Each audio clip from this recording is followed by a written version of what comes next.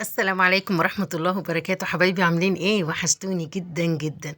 هنسمي الله ونصلي على رسولنا الكريم. اللهم صل وسلم وبارك عليك يا حبيبي يا رسول الله. يلا بينا نبدأ. عندنا النهاردة عزومة.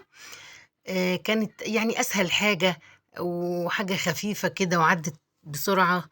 وزي ما اتفقنا قبل كده قلت لكم أهم حاجة الترتيب، ترتبي لعزومتك الدنيا هتمشي معاكي زي الفل. طبعًا أنا اتأخّرت عليكم كتير، بس إحنا كُنّا مشغولين بقى في كذا حاجة يعني كده، والأيام الجاية دي هاخدكم معايا في كذا حتّة هتعجبكم أوي. بس يا حبايبي، المهم حطّينا معلقة سمنة، وحطّينا شوية زيت، وشوّحنا الفراخ زي ما أنتم شايفين كده. بعدين حطّينا البصلاية وطماطماية، وهنقلّبهم كده شوية، وبعد كده هنشوف هنعمل مع بعض إيه. أحلى غدا وأسهل حاجة، وزي ما قُلت لِك إيه كده يعني حاجة سريعة، وفي نفس الوقت مش هتقعدي طول اليوم في المطبخ وتسيبي ضيوفِك. حطينا بهاراتنا. طبعًا الفراخ بيتحط لها الملح في الأول عادي زي ما شفتوا كده، وبعد كده ضِفنا المَيّة وهنغطّي الفراخ دي ونسيبها تتسلق براحتها.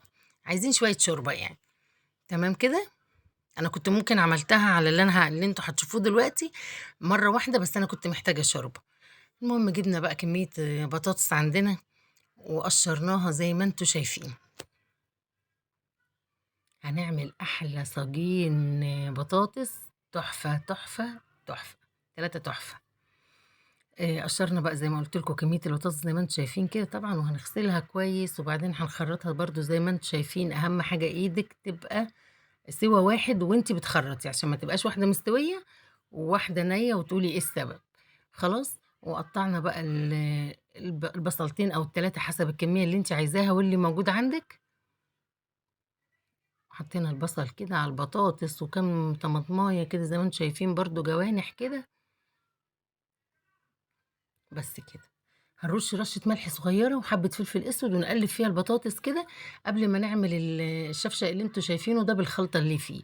بس لازم عشان تبقى البطاطساية متملحة كده وطعمها حلو، تحطي رشة ملح صغيرة ورشة فلفل اسود، وتقلبي بقى الطبق ده حلو بالبطاطس، ونروح لي بقى الشفشق ده. ضربنا كام طماطمية في الخلاط، وحطيت البهارات بقى، حطيت معلقة توم، حطيت ملح وفلفل اسود وشوية بابريكا، وكمان ايه وشوية كزبرة وشوية كمون. كل البهارات اللي عندي حطيتها في الشفشق اللي انتوا شفتوه ده، وشوية سمنة، وقلبت كويس وركنت الشفشق ده. الفراخ بقى عطيتها 3/4 سوا عشان اخد شوربة حلوة. حطيت شوية شطة حمرا زي ما انتم شايفين كده على الشفشق اللي فيه الطماطم ده، وقلب قلب بقى كويس كده، ورحت قلبة ايه على البطاطس برضو زي ما انتم شايفين كده. هتاكلي احلى صينية بطاطس بجد. جربي ومش هتندمي وهتعجبك قوي. هطلع بقى الصدور في صاج، وهحط الوراك برضو في صاج تاني. طبعا شوربتك متبلة ومتملحة وفيها كل حاجة. هنرص الفراخ بتاعتنا كده زي ما انتم شايفين، زي ما قلت لكم ادي الصدور في صاج والوراك في صاج تاني. هنكمل كده. طبعا احنا شايلين شوية طماطم زي ما شفتوا اللي هم في الشفشق دول، عشان نحطهم على وش الفراخ عشان تتحمر، يبقى برضو ايه عطي فيها طعم البهارات كده وطعمها حلو. اهو زي ما انتم شايفين كده برضو بنصب شوية حبة حبة كده. بس كده يا ولاد. اهو هنحط شوية شوربة وحبة زيت على الوش، والصاجات دي تدخل الفرن. شوية شوربة طبعا عشان نسوي البطاطس وما تبقاش يبقى الصاج ناشف قوي يعني. وبعد كده جبنا الحلة الظريفة دي وحطينا فيها ربع كيلو شعرية، هنقلب الشعرية كويس. هنعمل أحلى شوية رز بالشعرية. تقلبيها حلو قوي طبعا، ايدك تبقى فيها، ما ينفعش تحطيها على النار وتسيبيها وتعملي حاجة تانية. لازم تبقى ايدك فيها، وكوني غاسلة رزك ومظبطة كل حاجة جنبك عشان ما تسيبهاش وتبعدي عنها.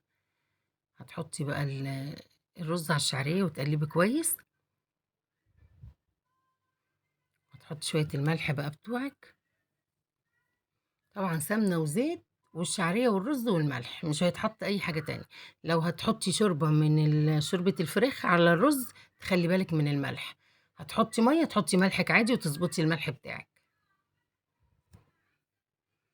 قلّبي بقى كويس كده يا ست الحُسن. بس كده.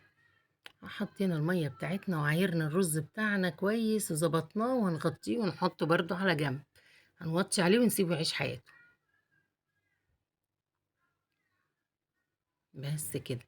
جبنا بقى الحلة الصغيرة دي، وهنعمل شوية ملوخية خضرة، إنما أي حاجة كده عظمة يعني.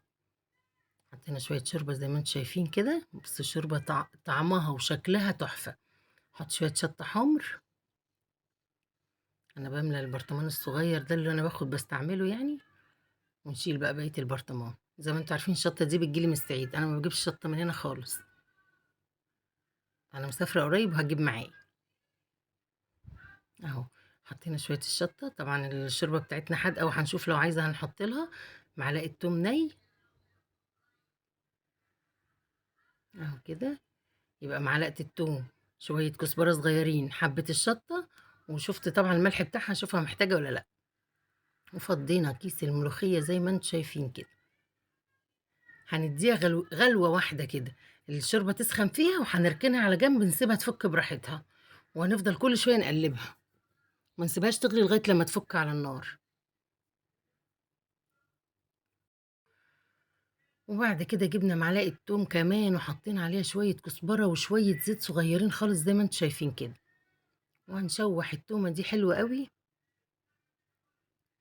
نحطها بقى على الملوخية. بنقلب الرز بتاعنا، بصوا بالحباية، ولا يعني، ولا مثلا ميته كتير اتعجن، ولا لا لا، ظابطين المية بتاعتنا وزي الفل. بصوا شوية الرز عاملين ازاي.